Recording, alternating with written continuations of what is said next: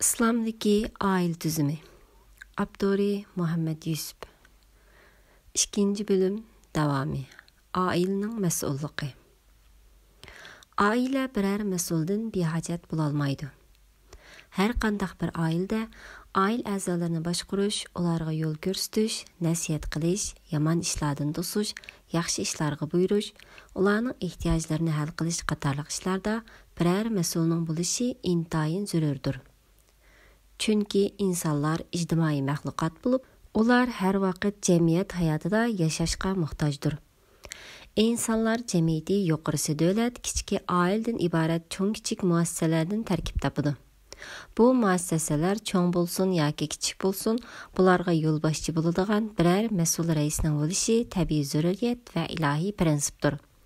Şuna Peygamber aleyhisselam 3 kishi birga safarga chiqsa, ulardan biri ularga mas'ul bo'lsin deb ko'rsatgan. Qur'on Karim oilaning hududdan to'liq chiqalaydigan rais to'g'riliq mundaq deydi. Erlar ayollarning homilaridir. Chunki ailening ehtiyojlarini qamdash, oila a'zolarini idora qilish va tarbiyalash qatorliq mas'uliyatlarni o'z ustiga oladi.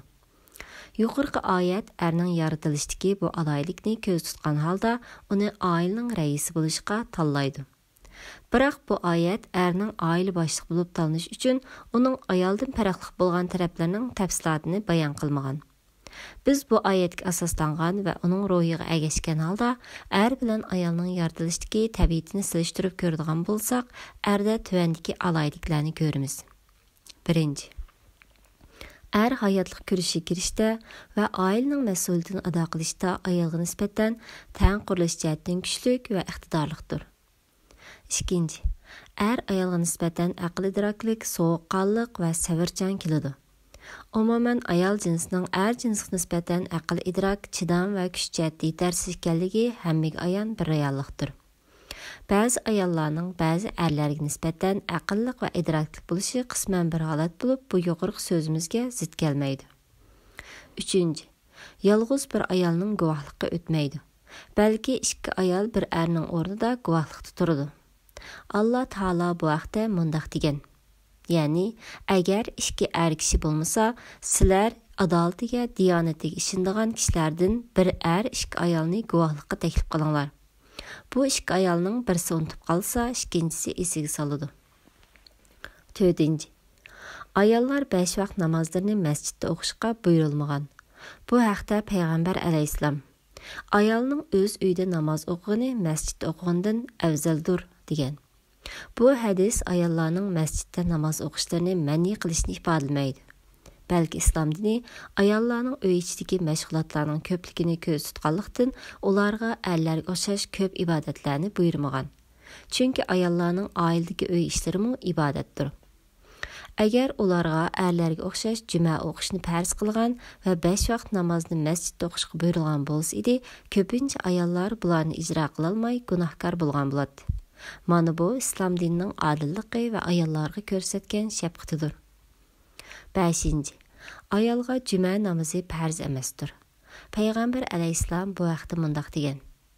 Juma namozi har qanday musulmon kishiga jamoat bilan ado qilish farzdir. Faqat qul, ayol, kichik bola va kasal kishilar buningdan mustasnodir. Ayollarga juma o'qishning farz bo'lmaganligi ularni juma o'qishdan ma'ni qilish degan ifodalamaydi. Gerçi ayollarga juma namozi farz qilinmagan bo'lsa-mu, ular o'z ixtiyori bilan juma namozlarini o'qisa, buning savobi erlarnikidan hech kam bo'lmaydi albatta. 6. Er adil bo'lish sharti bilan birdan ortiq ayolni nikohida saqlay oladi. Ammo ayol undaq emas. U faqat bir erning zimmasida bo'ladi. 7. Ayolni taloq qilish huquqi erning qo'lida bo'lib, ayolda erini taloq qilish huquqi yo'q. Ammo bu er huquqdan foydalanib, ayoliga zulm qilsa yoki ayoli ayrilishni talab qilsa-mu, uni taloq qilmasa, shariat mahkamasi uni majburiy taloq qildirdi va erga zo'ravonlik qilganlik uchun tegishli jazosini berdi. 8. Ayol mahramsiz yoki ishonchlik, diyonatlik ayol guruhiga qo'shilmasdan o'z yolg'iz holda 3 kunlikdan ko'p musofirlik yo'liga safarga chiqolmaydi. Erlarning yaratilishdagi ortiqchiligi. Hər qandaq bir cəmiyyətdə onu başqırıb idare qılıb turduğan birər başlıqның bo'lishi təbii zəruriyyətdir. Ailimi cəmiyyətning bir tərkibi bo'lganligi uchun ailəyə məsulluq qılğan birər məsulning shu ailədə bo'lishi intayin zərur. Təbii ki, bu məsulluqqa ərlər ayollarga nisbətən layoqatlidir. Çünki ərlər aqlda ortiq, jismoniy jihati kuchlik bo'lg'achqa, ular ailə ishlarini təmkinlik bilan boshqara oladi. Allah Taala bu haqda mundaq deydi. Ərlər ayollardan bir dərəcə ortiqlikqa ega. Ya'ni ərlər ayollarning homilaridir. Demak, ərlərning ayollarga nisbatan bir dərəcə ortiq ekanligiga va oilani himoya qilib idora qilishdagi mas'uliyatini hech kishi inkor qila olmaydi. Haqiqat shundoq ekan, ayollarning Alloh taologa osiylik bo'lmaydigan butun ishlarda erlarning xohishiga hurmat qilishi intayin muhimdir. Bu huquqdan foydalanib, o'zlarini xo'jayin, ayollarni bo'lsa xizmatchi o'rnida ko'rib, ularni hadab xorlaydigan, urib tillaydigan erlar haqiqatan nodon ham ongsiz kishilardir. Ular agar shundoq qiladigan, Alloh taolaning jazosiga yo'liqadi. Çünki ayollarga qarshi huquqlarini o'z yo'lida to'g'ri ishlatmagan ayolga zulm qilgan bo'ladi. Kishilarga zulm qilgan har qanday odam uning jazosini avval mushu dunyoda, ondan oxiratda cho'qim ko'radi. Erlarni ayollardan bir daraja ortiq deganlik, ularni hurmat va xo'jayinlik jihatda ortiq deganlik bo'lmaydi. Çünki odam bolalari bo'lsin, mayli ayol bo'lsin, yer yuzining xo'jayinligida insoniy ulug'liq va hurmatda o'xshashdir. Buningga binoan hurmat va xo'jayinlikda ayol ikkisi o'xshashdir. Faqat erlar yaratilishdagi ba'zi bir farqli taraflari aql va kuch-quvvatda bir qadar ortiqchilik tufaylidan mas'uliyatlarni ko'tarishda ayollardan ortiq deganlikdir. Bu ortiqchilik yuzidan erlar ayollarning homilari deyilgan va oilaning butun mas'uliyatlari ularga topshirilgan. Shuningdek, erni oilaning mas'uli va boshlig'i deganlikmi uning hokim mutlaq bo'lishini ifodalamaydi.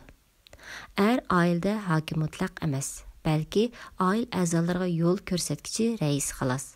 Shundaqdimi u ayolining va bolalarining to'g'ri fikr maslahatlarini qabul qilishdan bosh torta olmaydi. Shundaq qilgandala oila gullandi, ayollarga o'z tabiatiga yarasha mas'uliyatlar belgilangan. Lekin erlarning yuki og'irdir albatta.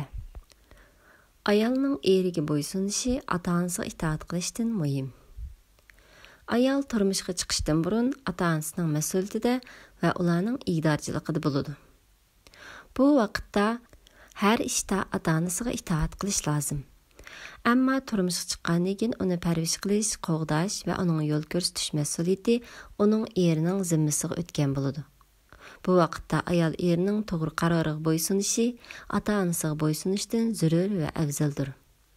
Islom fiqhshunos olimlarining fatvosida erning to'g'ri ishiga yoki haq so'ziga ayolning ota-onasi qarshi chiqib, qizning qulqini to'lg'ab, uni o'zlariga bo'ysunishga zo'rlasa, bu vaqtda ayol ota-onasiga osiylik qilib, erining to'g'ri so'ziga kirish lozim deb qayd qilingan. Chunki ayolning haq ishda eriga bo'ysunganligi Alloh taolaning amrini tutganligiga yotadi. Qur'on Karimning oyatlari va sahih hadislar haqiqiy yaxshi ayollarning sifatini bayon qilib, ularning Alloh taolaga itoat qiladigan, Alloh taolaga osiylik bo'lmaydigan ishlarda erining so'ziga kirdigan, uning obro'yini, mol-dunyosini, bolalarini yaxshi muhofazat qiladigan ayollar ekanligiga ishorat qilmoqda. Qur'on ularni ta'riflab va madhiyalab mundaq deydi. Yaxshi ayollar itoat qilguvchilardir. Erleri yindi bo'lmagan chaqlardimi Alloh taolaning panohida erlarning haqlarini saqlag'uvchilardir. Yaxshi ayol erini va uning manfaatini o'zidan va o'z manfaatidan ustun biladi. Bu ishda payg'ambar alayhisolamning ayollari bizga yaxshi ulgudir. Payg'ambar alayhisalom oilasidagi bir ko'ngilsizlik sababli ayoli Oyisha radhiyallohu anhuning payg'ambarni yoki ota-onasini tanlash masalasida uni ota-onasi bilan maslahatlashishga buyurganda u: "Ey Allohning payg'ambari, siz to'g'riliq men ota-onamdan maslahat so'ramdiman. Siz mening ko'z qarchug'im turgan yerda men Alloh taoloni va uning payg'ambarini tanladim" deydi. Bir kuni Abu Sufyan qizi Peygamber aleyhisselamның ayali Ummu Habiba raziyallahu anhuni uzaq ayrılışdan keyin ko'rish uchun keladi va Peygamber aleyhisselamның eshik oldiga kelib talmirib turadi. Lekin qizi uning uyiga kirishiga ijozat bermaydi. Bu vaqtda Abu Sufyan o'zicha kirib, Peygamber aleyhisselam o'tirdigan maxsus ko'rpada o'tirishga intilganda, Ummu Habiba ko'rpini darhol uningdan tortib olib, uning ko'rpasida o'tirishiga ruxsat qilmaydi. Bu vaqtda Abu Sufyan ajabnib, "Ey qizim, ko'rpini mendan tortib olishingiz mening uning ustida o'tirishim loyiq bo'lmaganligidimi yoki ko'rpining menga loyiq kelmasligidimi?" deb so'raganda, Ummu Habiba, "Siz mushrik odamsiz. Bu Peygamber aleyhisselamның ko'rpisi. Şunu sizning uning ustida o'tirishingizni muvofiq ko'rmadim" deb javob berdi. İslam dini bundan boshqa yana ayollarga ularning erlari uylarida bor vaqtlarda ularning ruxsatsiz nafl roza, ya'ni farz vojib bo'lmagan, balki qilsa savob bo'ladigan ixtiyor roza va boshqa nafl ibodatlar bilan mashg'ul bo'lishning yaxshi emasligini o'rgatdi. Chunki uning Alloh taologa osiylik bo'lmaydigan ishlarda erining to'g'ri xohishiga hurmat qilishmi savobli ishdir. Peygamber aleyhisselam bir hadisda mundaq degan: "Qandaqli bir ayol eri uningdan rozi bo'lgan holda o'ladigan, u jannatga kirdi."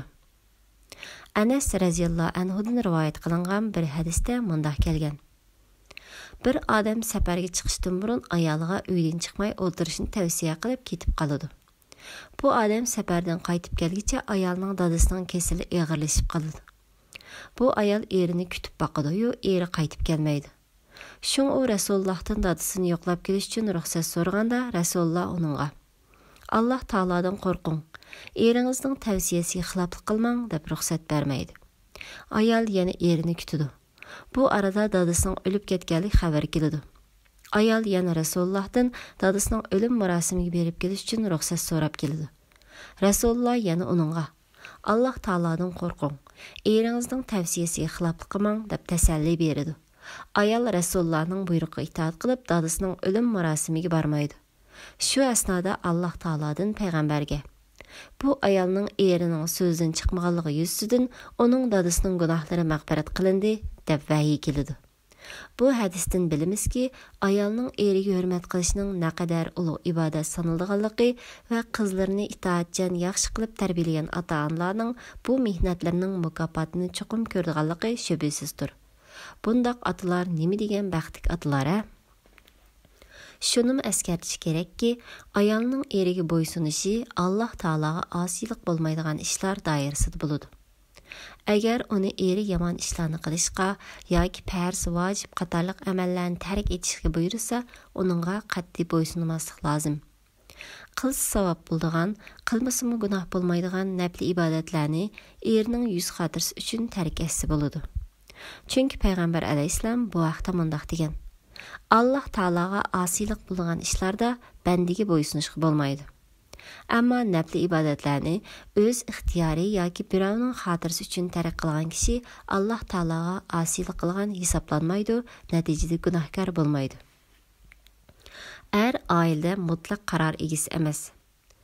Bu mavzudan yetkilishdan avval shuni ta'kidlash kerakki, er garchi oilasining moddiy va ma'naviy butun ehtiyojlarini qamdash va oila a'zolariga yo'l ko'rsatish mas'uliyatini ustiga olgan bir oila raisi bo'lgan bo'lsa-mu, oila ishlari haqida ayolning ko'z qarashiga hurmat qilish, har ishni o'zaro maslahatlashish doirasida ilib berish, uning to'g'ri fikrini qabul qilish va o'zaro bir-birini tushunishdan bosh tortolmaydi.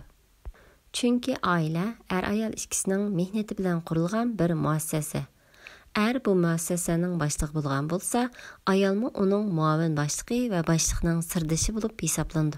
Yordamchisiz boshliq qanotsiz qushga o'xshasa, boshliqsiz muassasa cho'ponsiz padisiga o'xshaydi.